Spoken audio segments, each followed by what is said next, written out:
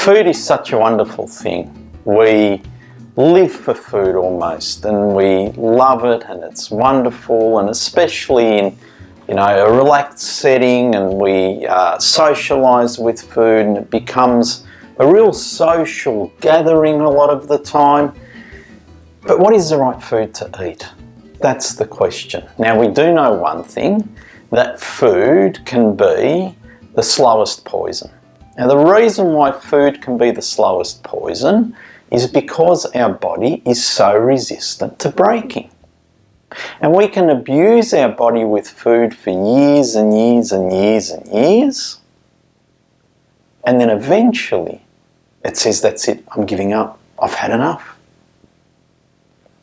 On the other hand, food can actually be one of the quickest medicines when it comes to lifestyle diseases, which is predominantly the diseases that we struggle with. As soon as we give our body an opportunity to heal, that's exactly what it does. And it's all about the food that goes in our mouth. There's no question about that. So, I guess in our society today, it's really hard to decipher what's right and what's wrong and what's healthy and what isn't. And people often ask me, what on earth do you eat? And my answer is, I eat absolutely everything that people used to eat before the first food factory was ever invented. Now, what's the significance of that? Well, it's very simple. Let me give you a rundown. When we eat factory-made foods, which are foods that are assembled from mononutrients, so isolated nutrients, for example, white sugar, white flour, plenty of other stuff that we isolate and then we put it together and we make a factory-assembled food. A beautiful example of a factory-assembled food is something like a barbecue shape or a Tim Tam or 2-minute noodles. These are not real foods, they are foods made purely from mononutrients that are put together to taste fantastic. So what's the significance of all of this? Well, the significance is very, very simple. When we have a food like this, it reacts differently in our body. So the first thing that happens is there's this mass dumping of sugar into our body in high doses. As a matter of fact, it's either sugar in the food or it is the food itself that metabolizes into sugar in extremely short periods of time. For example, a slice of bread, 4 minutes, gives you 4 teaspoons of sugar straight into your bloodstream. Not many people know that, but that's what happens. So these are volumes of sugar that simply does not appear in nature, point number one. So we are ingesting far more sugar, which means now that the body has to deal with that, and the insulin starts to go up and up and up, and our body starts to produce so much insulin, and it happens so quickly, and it goes so high that it's not normal. And this is the way that we feed ourselves every single day. Every single meal in modern society. And this is where the problem is. Because all of a sudden we're putting stress on our body. Now the point here is that you can have a food that's almost all good and put a little bit of mononutrients in it and you've got the same problem. Why would you do that? On top of all of that, these ingredients have been shown to be quite addictive. Once you start with them, you can't put them down. You keep craving them. Sugar's a classic example of that, processed sugar. Because sugar in a fruit is not addictive, but outside of the fruit, it is. So the question now is, what foods do we make? Because when we make foods, the idea of foods is to enjoy ourselves, and there's nothing more beautiful in a setting like this, relaxing with your feet up, enjoying some nice music, having a wonderful meal. But you want it to be a meal that is healthy. Never forget one thing. Every time you eat or drink, you are either feeding a disease or killing a disease. So every time you put something in your mouth, you're either helping the disease along or you're getting rid of it. As far as I'm concerned, I don't know about you, but every time I put something in my mouth, I want to be getting rid of diseases, eradicating them. So when we talk about that, what we need to do is we need to go back to nature, natural ingredients. And when we stick to natural ingredients, all of a sudden we don't drive the insulin levels up so high because there's no dumping of sugar into our body, and the whole process happens quite normal. In a nutshell, what we're doing today is we are driving our insulin levels far beyond what nature does in far shorter periods of time. So what we need to look at is the ingredients that we use. And for that, we need to visit Jo's Kitchen. Welcome to Jo's Kitchen. Today, I'll be helping you celebrate your new lifestyle by transforming the most common place in the house where you'll be learning about new foods and how to have a wonderful time and entertain with your new lifestyle with new ingredients that are so simple that you'll be very surprised. I hope you enjoy this session and I look forward to exploring my kitchen with you. First of all, before we go on to the next process of replacing your new ingredients, we must first make room for them. So I thought we might start today with our pantry first. So this is my little pantry in the background.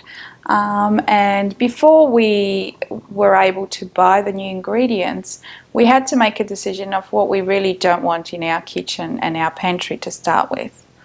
So initially, we started by removing all the processed sweeteners from my pantry. That included things like all white sugars, processed honey, processed maple syrup, all sorts of flavorings and syrups. You just don't want anything that contains processed sugar in your pantry or in your house for that matter. The next most common item used in our kitchen, or in my kitchen, is flour. However, it was the wrong type of flour that I had in my pantry, so we had to remove all the white flours that I had.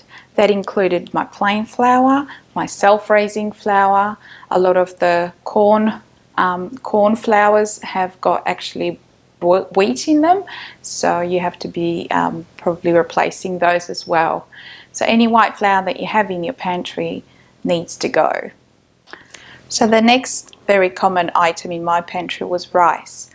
So we removed all white rice from my pantry. That includes basmati rice and the rice you use for risotto, which is the short grain. They are very commonly used in recipes, but we have now found a replacement that is much better for you.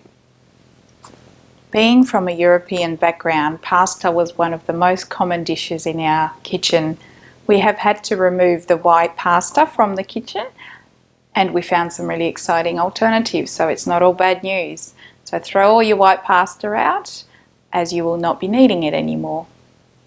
Most households start the day off by having cereal in the morning, and that is what a lot of the health organisations actually recommend. Start your day off with a healthy cereal. However, what is a healthy cereal? Most of the cereal packets that are on our supermarket shelf contain a lot more than just 3 plain ingredients, and most of them start with the most common ingredient being sugar. So anything in the packet that you bought from a supermarket that you think is a great cereal, despite of what the advertising says, you will need to throw them in the bin. Pete's old favourite was Nutri-Grain, cornflakes, all those kind of things, as innocent as they may seem, are actually really bad for your blood sugar levels and for maintaining a good health. So throw them out. Next, let's look at those innocent little things that we use in small quantities, such as your seasoning, your oil. Table salt is, as you've learned, not that good for your body at all. There are a lot of healthy alternatives you can use, so just your standard table salt will need to hit the bin. Also oils, a lot of your processed oils that are not cold pressed will also need to leave your pantry, such as vegetable oil, canola oil. Most of your chemically processed oils will need to go. As far as individually which ones they are, there is actually a podcast on our website which talks about oils. You can research that further. Other types of seasonings which also should not have a place in your house or your pantry are things such as Vegeta, a lot of the processed seasoning that is being used by common families. They are loaded with sugar and your normal average salt, so you don't need that. You're much better off making your own little mixture of fresh herbs and spices. Also, let's look at things such as biscuits. As innocent as they sound, most of the biscuits, if you look at the ingredients, first ingredient is either flour or sugar, and then come the numbers.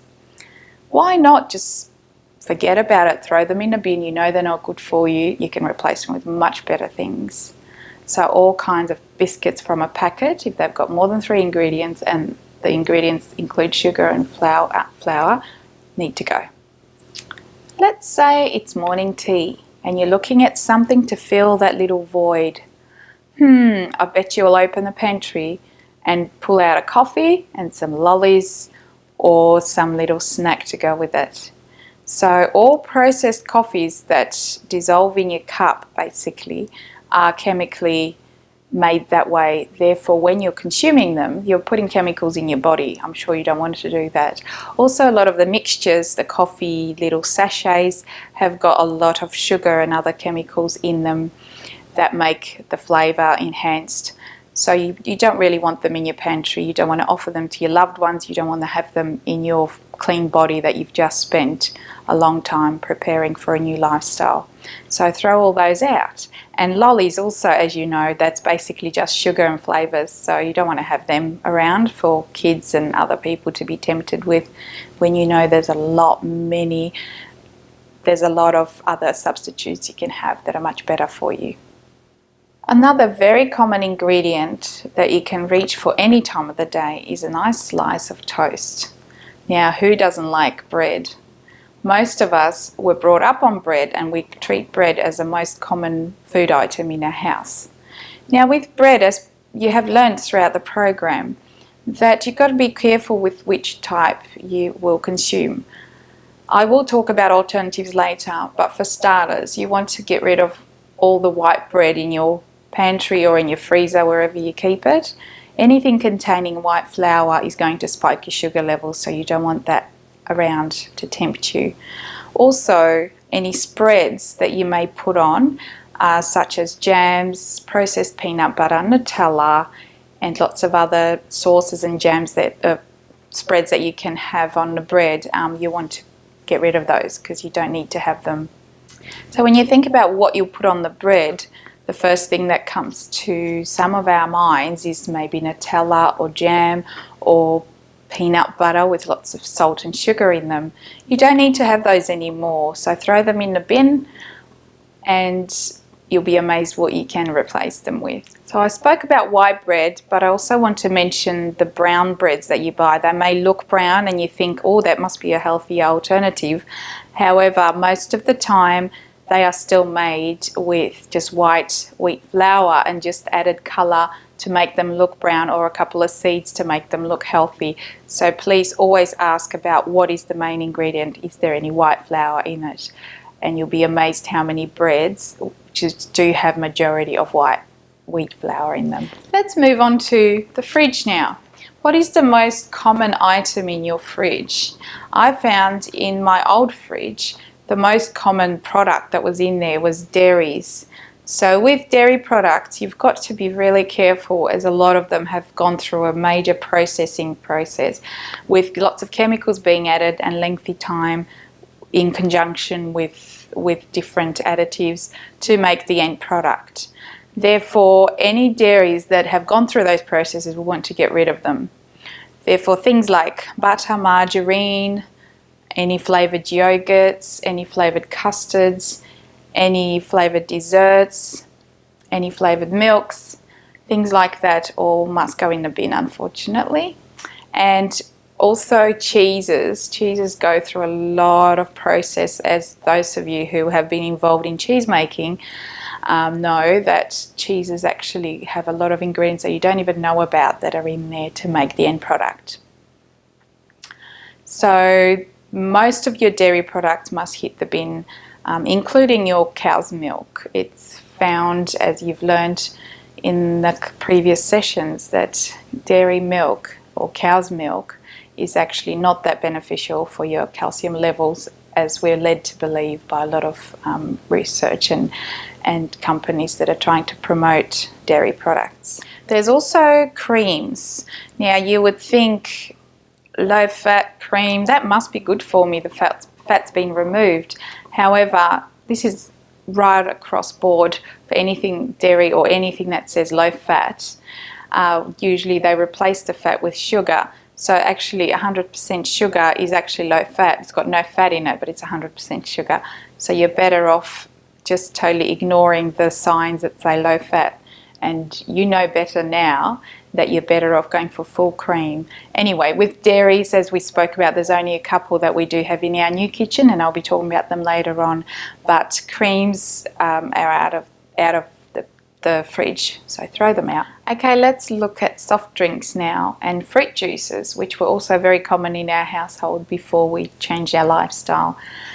As you know, pretty much 100% of your fruit juices and soft drinks either contain high fructose corn syrup or aspartame to be able to obtain that flavour that you desire in the drink and that desire to want more. So you're much better off throwing all those in the bin and just leave a couple of alternatives, which we'll discuss later on. The last two items we'll talk about from the fridge is flavoured water and dips and spreads. So while you're having a think about flavoured water, let's have a chat about dips. Majority of dips are loaded with sugar and flavours and other chemicals, as you know. So best off, you're much better off just making them yourself, and they're very simple to make. So throw away any dips that you have. Spreads such as jams, as you know, are loaded with sugar and other flavourings and chemicals, so also that is not a good thing to have in your fridge. So let's go back to flavoured water. Water is great on its own. Why would you want to flavour it? And if you have a look at the ingredients, the flavours are not natural. They're usually loaded with chemicals as well, and quite often they've got aspartame added for sweetness and flavour, so you don't need them. So that's your fridge done. Now we're up to a very exciting point of this presentation. I love this part because enough with the doom and gloom. Let's celebrate. Let's get excited about what we're about to show you and how exciting the new ingredients that we will discuss are for our health and our body and your kitchen. So first of all, let's look at my favorite part. We've got to go shopping, girls. This is the really exciting part. Before we make a list, let's have a look at which shops we need to hit. So originally or traditionally, I used to go to Woolies or our local supermarket to source most of my foods. However, I have found that a lot of their produce and a lot of their foods were packaged and they weren't fresh. So you're much better off going to your little local veggie store, whether it's on the side of the street or whether you live in a city and you've got a little veggie shop. You're much better off going there because they don't store their foods, their fresh produce, as long as the big supermarkets do. And they are usually more competitive with the prices too. So the first shop that I always go to now is my little veggie shop around the corner. Now we're very fortunate that we live in Glasshouse Mountains and we've got lots of farms around, so a lot of the farmers actually just put their produce out the front of their house. We can purchase them fresh, being picked that day. However, if you do live in your own different areas, you'll have to explore a little bit, maybe look in your local paper, have a chat to other people, maybe start your own co-op where you can buy bulk items from a local farm or some producer. So that's really exciting. That would be my main source of shopping for the new ingredients. The next one I would go to is then your local health food store. More and more they're popping up around the world, and you really would struggle not to find one nowadays. So we've got one locally on the Sunshine Coast which we support ourselves, which is Forest Glen. They are really well sourced. They sell everything in bulk, so you're not paying as much. And but more and more local veggie stores are starting to source a lot of the healthy ingredients that you can purchase.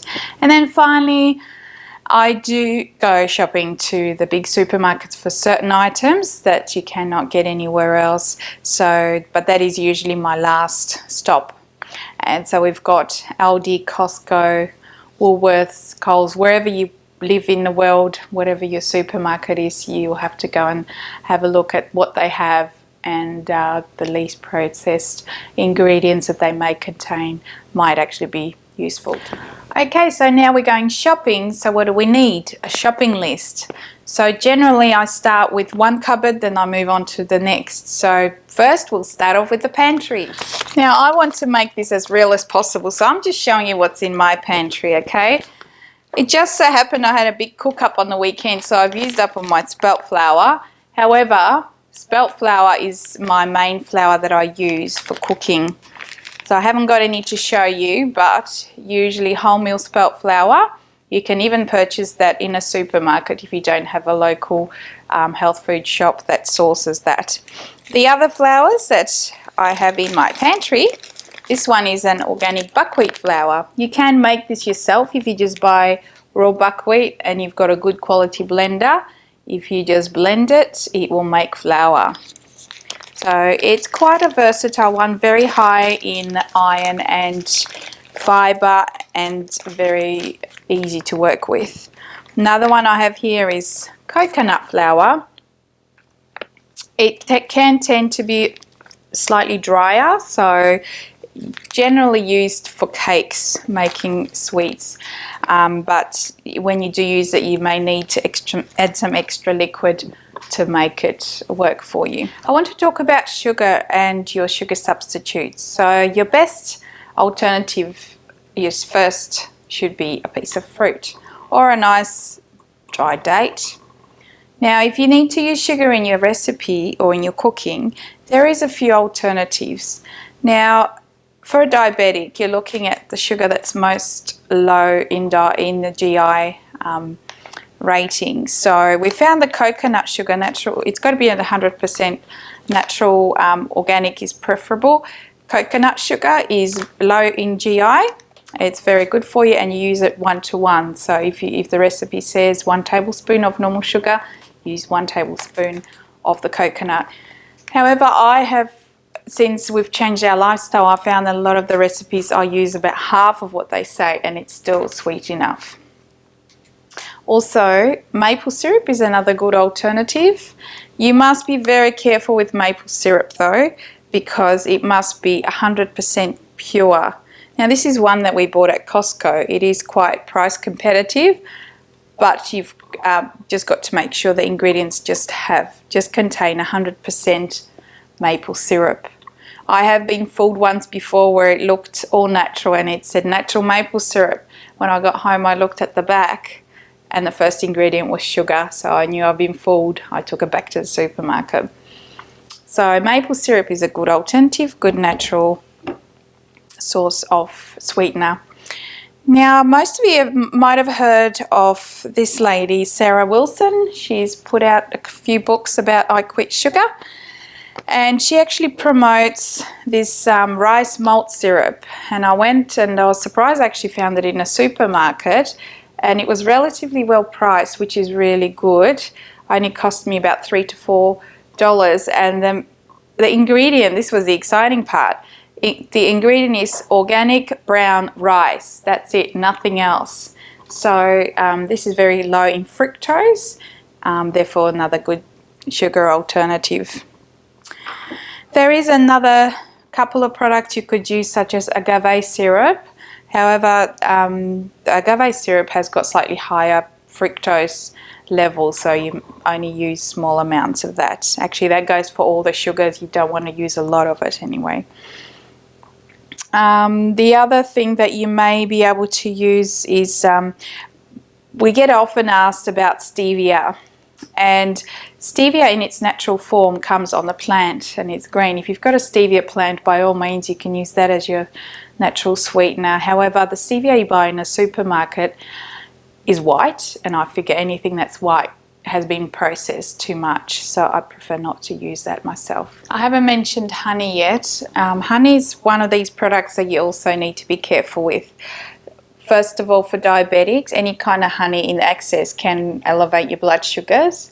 However, if used in moderation, and if you can source some natural honey from a beekeeper or from your local veggie store, just ask that if it's been processed, because they often put it through a boiling and filtering process, which a lot of the time actually kills all the goodness and vitamins that the honey naturally provides, and also makes it just pure glucose then, which you don't want. But we were lucky enough to get this honey straight from a beekeeper. And the ants love it too, by the way. So you know it's good honey when the ants love it. So small amounts of honey is okay to use. But I still go for my natural source of sweetness, which is a date. So cheers. Okay, let's now talk about rice. As you remember from our previous conversation, I threw away all the white rice I have had in my pantry. So now we go shopping for some brown rice. There's two types of brown rice that I have found. One is your normal brown rice, or you can get brown basmati rice, which is even better for you because it's lower GI. It cooks slightly longer than your normal white rice, so please allow extra time for cooking. Great for all sorts of stir fries and dishes that normally you'd use white rice, so just do a straight substitute. Generally, if your family's not used to brown rice, you may need to start off by doing half-half, but if you've already done the juice fast and you don't really want to be having the white rice, maybe just cook up a little bit of white rice for them, mix it half-half, and before you know it, they won't even know the difference. And then you can gradually transform your whole family's habits into good ones. So brown rice is a goodie. Also, you can purchase wild rice. Now, wild rice technically is not a rice, but they are still fine to use because they're whole grain. They haven't been hulled and gone through a lot of processes to make them high in GI. So wild rice is good too. Next is pasta. Now today I have some spelt twists. So I've been fortunate enough at our local veggie shop. He's even sourced some spelt pasta for us. It contains 100% spelt wholemeal flour. How awesome is that? So if you are really craving a pasta dish, which you shouldn't be craving any of that kind of thing, but if your kids want to have a pasta dish, there's no reason why you can't use this kind of substitute. Also, you can purchase buckwheat pasta. I have seen them, and even some supermarkets have buckwheat pasta, as long as it's brown. Also keep that in mind. Also, there is the vermicelli noodles, which we use in one of our recipes, and that is actually made of mung bean. So it's bean thread. You have to make sure you check, because some of them are made of white rice, so you don't want to use those. These are just made of 100% mung bean. Awesome stuff. They only get soaked for about a minute or two in some boiling water, and then you can use it for a stir fry or anything like that, or a soup.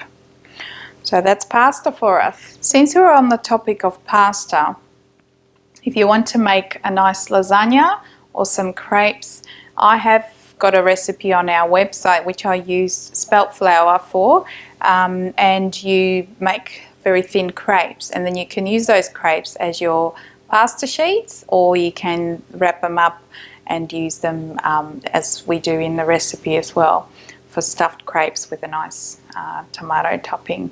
So that's also another alternative. You can make other types of thin breads, and as long as you use the spelt flour or buckwheat flour, there's lots of recipes on the net that you can find. Let's talk about oils now. These are my 3 favourite oils that I keep in my pantry.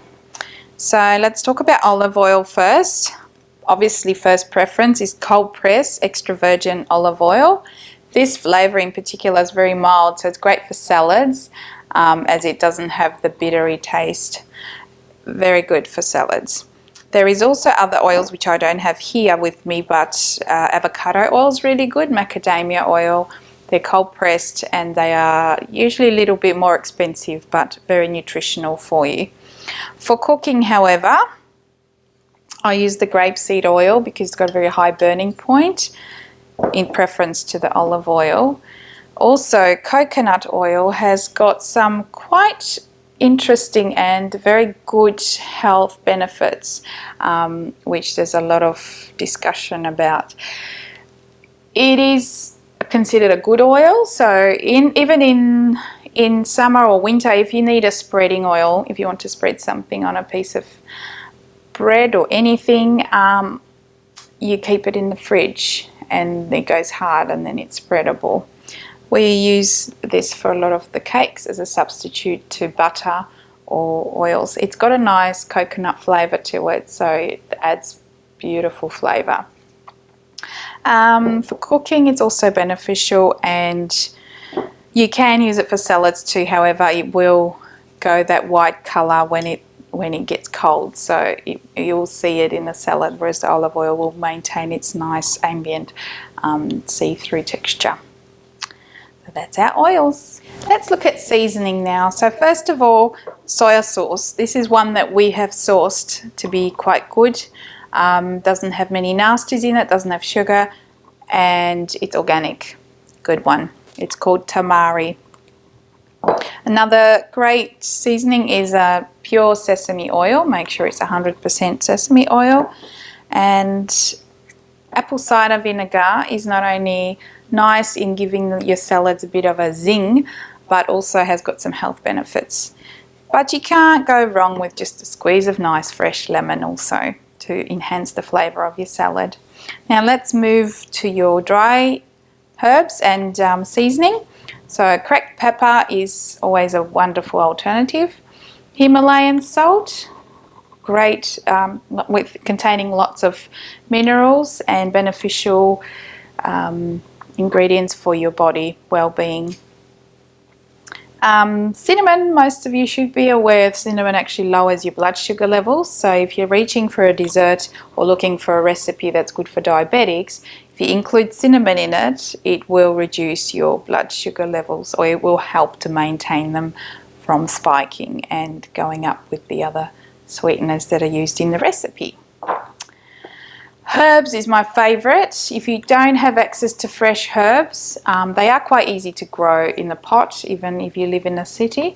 But if you're stuck, you can always turn to some dried herbs. Just make sure they don't have additives other than the actual herb. Pete's favourite is chili flakes. This is just a Woolies brand that we have here, but it just adds a little bit of spice and zing into your food, whatever they may be. Now, if we've thrown away the vegettas and whatever mixtures of processed seasoning, there is a couple alternatives that I found that are quite good.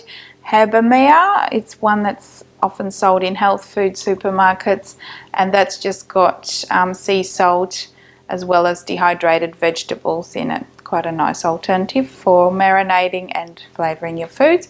If you a bit more trying to save money, veggie salt is also a good alternative. It's not as good as this one. That one's got a lot more herbs in it, but that one only contains sea salt and some dried herbs as well. So it's a good alternative. And last but not least, I'll talk about stock cubes. Now, some of our recipes you might have noticed do contain the Micelle stock cubes. When we first started doing the website and the recipes, these were the healthiest stock cubes we could find on the market. However, since we've noticed that they've started adding sugar to them, so we've now stopped using them. We're slowly replacing the recipes with our own homemade stock, which is so easy to make. I could not believe it when I found out how easy it is. It's a recipe that's sold with the Thermomix.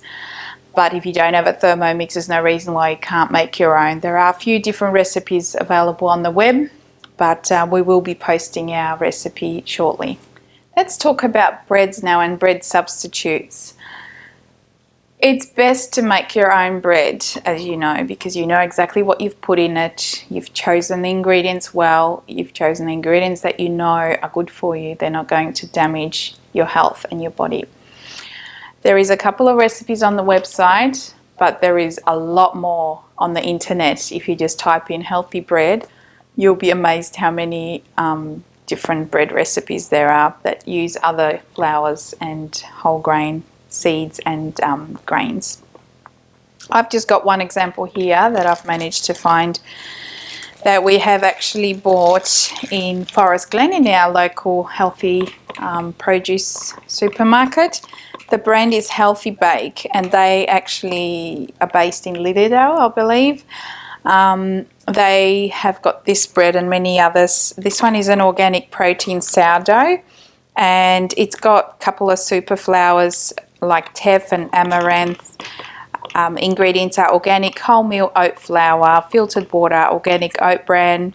There's nothing there that sticks out and tells me that I shouldn't be eating it, so that's a good one. You will not find breads like this in a normal supermarket, unfortunately. So if you don't have time to go and look around, you might just have to make your own.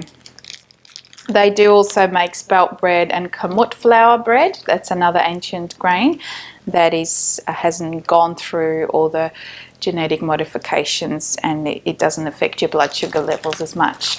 Now let's move on to crackers and snacks.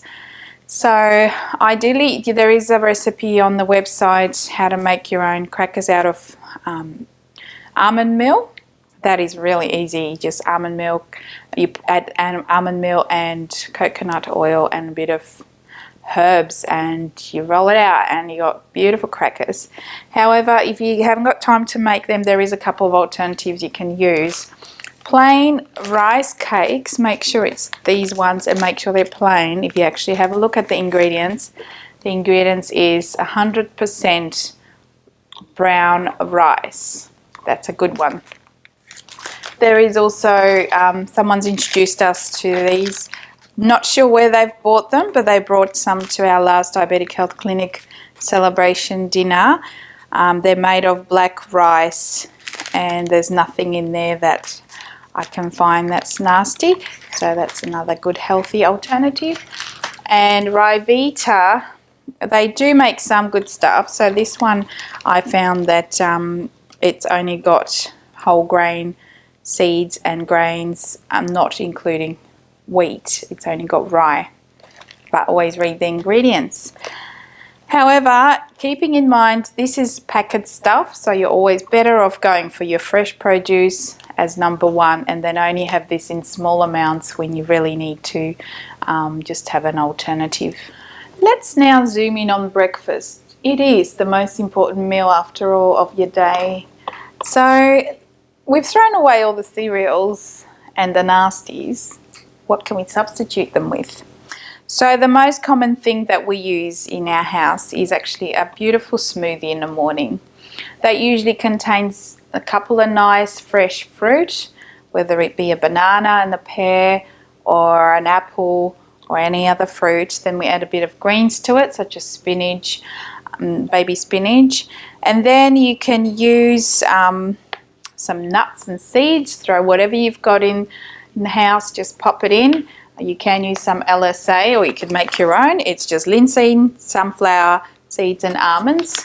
Great source of goodies. So you also want to add some flaxseed oil into your smoothie. That's for the omega-3 benefits. It's actually made of flax seeds, so it's really good for you, and it must be kept in the refrigerator, as it does go off quite quickly. You only need about a tablespoon in your smoothie. Also, chia seeds is another omega-3 dense food. It becomes gelatinous, so it fills your stomach up, makes you stay full for a long time. If you have a smoothie like that in the morning, you won't be hungry for at least 4 hours. Only need about a tablespoon to 2 in your smoothie. Also, if you've been working out or you need that little bit extra protein, there is a couple of protein sources that you can use. Mecha Power, very strong in flavour, so you only need a small amount. This is a product that you can also use even to add to your juices. When you're juicing and you're feeling a bit low on energy, you just add a bit of a teaspoon or so into your juice, and you'll be amazed how much energy it gives you. Also spirulina, it's like eating grass, but much convenient. It's in the powder form. You don't need much of this. If you add that to the smoothie, a teaspoon will make your smoothie turn bright green. But it's a great source of protein and iron as well. Also some nuts, and blend it for a couple of seconds and you've got a really, really yummy and nutritious smoothie. A bit of coconut water or some almond milk, but we'll talk about milks later. The other alternative, if you don't feel like a smoothie, you could have some oats. So you could either cook them just on some almond milk or water and then add a bit of almond milk to it, or you can make raw oat porridge, which is on our website. So it's basically like the smoothie. You just blend up the oats with a piece of fruit and add some nuts or a bit of dates on top and just enjoy. Alternatively, you can cook up some buckwheat the night before, and then you can just warm it up in the morning and have it with some almond milk. Buckwheat is an amazing grain. It's fairly old and very traditional in the European kitchens. However, for those of you who aren't familiar with it, it does have a specific nutty flavour, so it needs a little bit of getting used to. But the health benefits of buckwheat are just amazing. It's very high in vitamins and minerals. It can even prevent diabetes, lowers your cholesterol and blood pressure. And it's high in easily digestible protein, which is also important if you're cutting down the meat consumption. So very, very good for you. So I would highly recommend you get used to eating this product as often as you can. Since we're on the topic of superfoods such as buckwheat, quinoa is another one that's really amazing. If you have a look at it on the internet, it's very high in magnesium. It's a full, complete protein. It has potassium in it. It's gluten-free. It's an all-round great substitute to your normal wheat. Basically, you cook it for a while. It sprouts a little shoot, and it's very high. With the sprouting process, it becomes highly nutritious and beneficial for your body. Great to use in salads, or you can just cook it up and use it instead of rice. Very good for you. Also, I've got some nuts here and some seeds. Awesome, great way of snacking rather than biscuits. Grab some nuts, make sure they're raw, not added salt or sugar. If you go for the raw, you can't go wrong. We could spend hours talking about the benefits of nuts and seeds, but we don't have the time, so just enjoy the nature as it's been given to us. Let's look at some spreads now. So traditionally you might be using some Nutella or some peanut butter loaded with salt and sugar.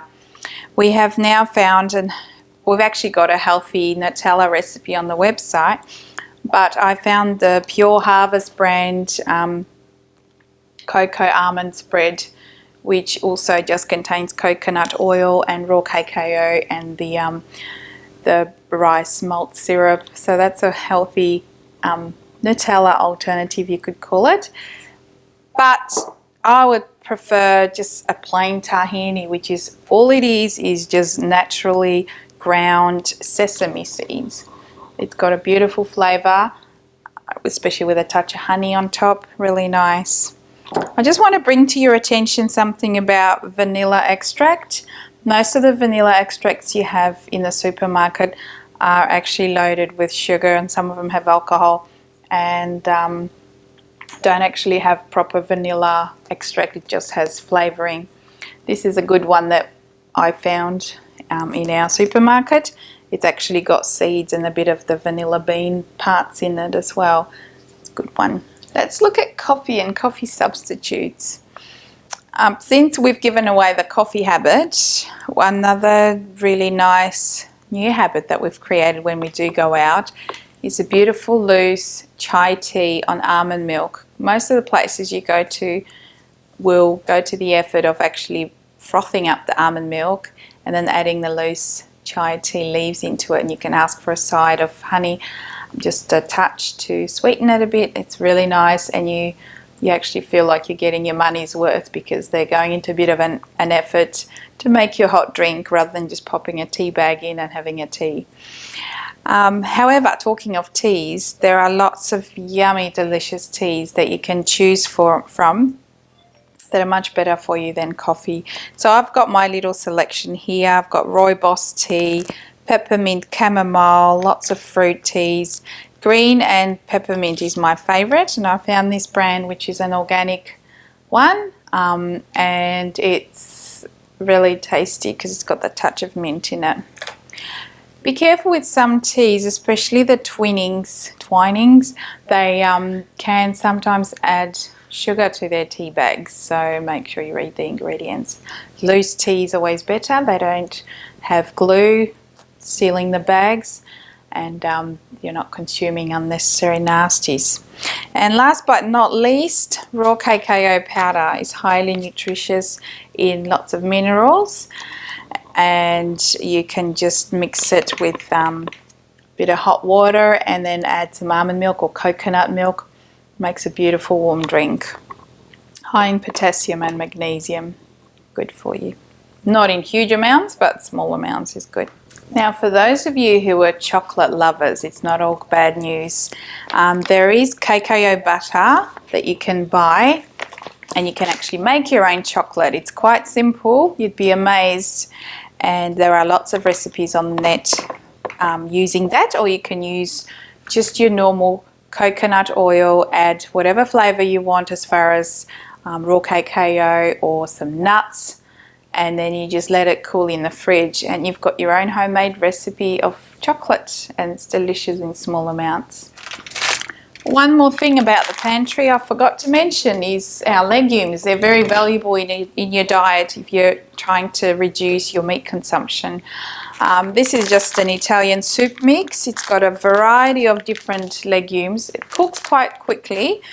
Boil it for about an hour or two, and then you add other veggies to it. It's a great soup. You could make little patties out of it. Now, there are legumes that are available in cans, but you've got to be careful because a lot of cans do contain sugar and salt, as you are aware. So you're always better off using the raw ingredient. Now that our pantry is full, let's see what we can fill up the fridge with. Let's have a look. So when you look in my fridge, generally I have the raw ingredients, so lots of fruit, veggies, sometimes a fresh cut of fish that we can grill and enjoy as a special treat on the weekend usually. Looking at cream substitutes or milk substitutes, coconut cream and coconut milk is a great alternative. These two I actually purchased in Aldi, which is our more of a budget store. However, all the ingredients have is just water and coconut. That one's just got the coconut extract, and that one has also coconut extract and water. That's it. So to replace our butter in the fridge, I've got the extra virgin coconut oil, which I have spoken to you about earlier. It's a great alternative. Kept in the fridge, it stays nice and firm, can be used for recipes as well as spreading on your favourite base. Also, almond milk. Now, I generally make my own just because I find the ones in the supermarkets always try and trick you and add little nasties in. It all sounds and looks healthy. This is actually a new Aldi brand that's just been brought out. Inner goodness, almond milk. Everyone's thinking, wow, must be good stuff. Even I bought it to try it out. However, in the ingredients, it does have anti-caking agent, emulsifier and vegetable gums. So this will be going in the bin. Out of all the dairy products that we have in our fridge, there's only a couple actually. That is our favourite Greek feta.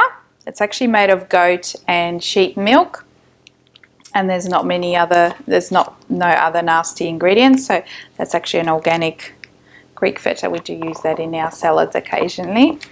The only other thing we do have is a natural yogurt that's just full cream plain set yogurt that I do add to my smoothies occasionally, but not very often, and it's a personal preference whether you would choose to have dairy or not. But out of all the dairies, we only have mainly those two ingredients that we use in our household now. Eggs is another slightly debatable subject. Some people choose not to have any more eggs after they've done the lifestyle change. I am fortunate enough to have that local produce person that sources eggs from an old grandmother, basically has her own chooks, so I know they haven't been fed any nasty antibiotics or herbicides or any nasties. So we do occasionally use eggs in our cooking, but it's totally up to you. The general eggs that are sold in a supermarket, as you're aware, are not that good for you because the poor chooks go through a very hard life, and they are definitely not cage-free, roaming the outdoors as they make you believe. Now, ricotta or plain cottage cheese is another raw ingredient from the dairy family that we occasionally use in the recipes, but it's not something we do use every day, so it's up to you whether you choose to do that or not. Last but not least, drinks. We do like our San Pellegrino mineral water. It's not a secret. It's basically sourced from overseas, and mineral water has got natural minerals that occur in the springs that are being collected and bottled. Make sure you do try and get glass bottles, and make sure it's not one that's just filtered and called filtered water or mineral water. Generally, if you go with the good brands, you pay a little bit extra, you do get the legit stuff from the natural springs. Otherwise, if you've got people coming over and you want to make a special drink, hey, there's a few alternative recipes on the website where you can add fresh fruit, some nice mint leaves, make a punch. You could even make your own cordial out of natural fruit, and just enjoy that. Kids will love it, everyone will like it, no one will miss the old stuff. So we've thrown away our custard and dips as well. There isn't much out on the market that is with raw ingredients, so you're best off making some yourself. There is a beautiful custard alternative that we often have on a Saturday afternoon. It's just raw cashews and a nice ripe pear blended together and warmed up a tiny bit. That is so yum. It's become our favourite recipe for the family. With dips also doesn't take much time or even complicated ingredients to make a very simple dip. All you need is a little bit of fresh herbs, some nuts, blend it together and just throw in a bit of Himalayan salt, and you can experiment and have lots of fun with them. So that's simple alternatives for you there. Well, that about wraps it all up. This is such an exciting time in your life. Just think of the potential and the exciting new taste you've developed for simple things. Don't be afraid to experiment. Don't be afraid to buy things you haven't tried before, because you may actually be very pleasantly surprised and you might love it. Always experiment with different herbs, lots of fresh produce, and please get back to us. Let us know how you're going. If you discover a new recipe, we'd love to hear about it. Send us a photo and the recipe, and we'd love to share it with others so that they can also be inspired and learn from you. If you're worried about how much it's going to cost you to buy this new produce, you'll most likely find that you'll actually save yourself a lot of money, because you're not spending those multiple dollars on packaged foods. You're buying raw ingredients, and maybe you might need to plan slightly more so you're not caught out with nothing quick to make, but generally there's always something quick you can make anyway. Just to give you a bit of a comparison, just think, this is a small packet of 375 grams of legumes. Now this will make a massive soup of about 3 litres. It will feed a family of 4 or 5 for at least 2 nights. And this only costs about, depending where you buy it, but between $1 to $2. You've got lots of protein and vitamins and minerals in that. Just add a few veggies and you've got dinner very satisfying and nutritionally good for you. So you do not have to spend a lot of money. You don't have to buy all those expensive superfoods I was showing you before, but if you find a place that sells them bulk, buy more, freeze it, keep it in your freezer so the little bugs don't get into it, and you'll find when you actually prepare it and boil it, it doubles in size, so you will get your value for money. In saying all that, we do find that research comes up every now and again and introduces us to some new products that we weren't aware of, or sometimes we find out things about some of the products that we were using.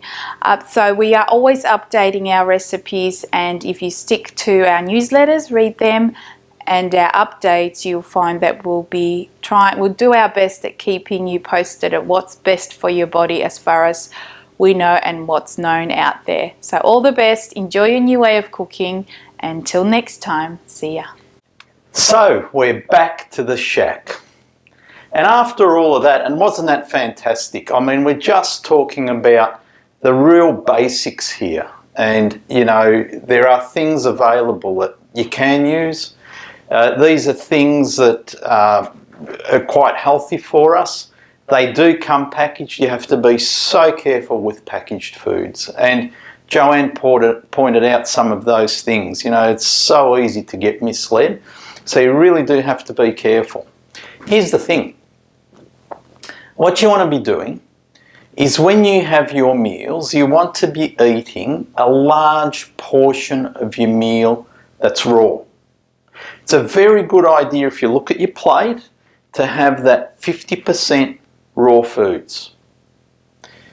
Have the other 50% cooked, but have a very large portion of raw foods and one ingredient food: squash, avocado, olives, broccoli, sweet potato, buckwheat, brown rice. You know, the list goes on and on and on. Single ingredient foods are by far the best thing you can have. Of course, have your little selection of bits and pieces to make life interesting. You will find thousands of recipes out there as well using these types of ingredients and single ingredient foods, and you'll become real foodies. It's an amazing experience traveling down that path where all you're consuming is what nature delivers. And that's how, as humans, we've lived for many thousands of years, by the way, without the chronic diseases. Now we're living the other way, off the supermarket foods, and we've got all the chronic diseases.